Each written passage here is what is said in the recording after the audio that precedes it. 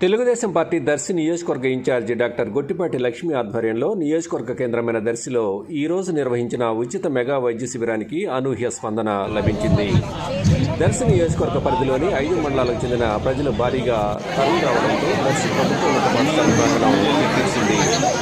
స్త్రీల వైద్య నిపుణురాలైన డాక్టర్ గొట్టిపాటి లక్ష్మి అలాగే యూరాలజిస్టు డాక్టర్ లలిత్ సాగర్ స్వయంగా వైద్య పరీక్షలు నిర్వహించారు. అలాగే పల్నాడు జిల్లా నర్సరావుపేటకు చెందిన స్పెషలిస్ట్ డాక్టర్లు పెద్ద సంఖ్యలో వైద్య శిబిరంలో పాల్గొని పరీక్షలు నిర్వహించి అవసరమైన వారికి మందులు అందించారు. దర్శిలో నిర్వహించిన వైద్య శిబిరానికి వేల సంఖ్యలో జనం తరలి రావడం పట్ల పలువురు టీడీపీ నాయకులు హర్షం వ్యక్తం చేస్తున్నారు.